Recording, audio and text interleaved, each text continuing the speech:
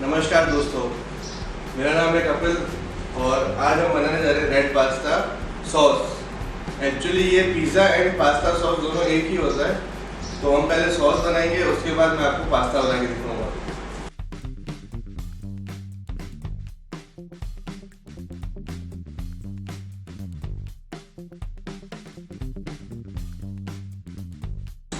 ये अब बॉईल हो चुका है, इसको हम अब छानेंगे, पानी में से निकाल के ठंडा करेंगे, फिर इसको हम प्यूरी बनाएंगे।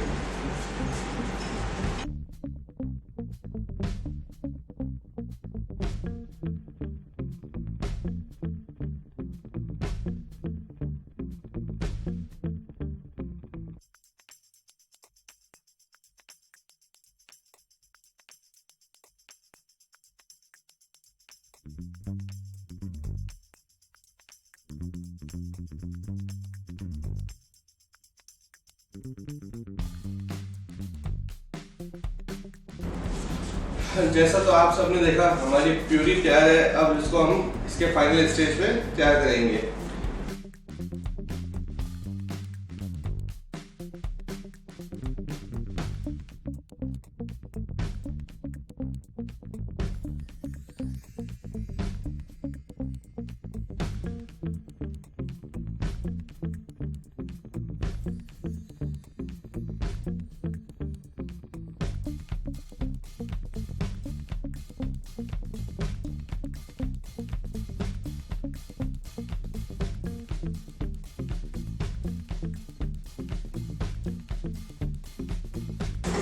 आपकी पिज़्ज़ा पास्ता सॉस तैयार है।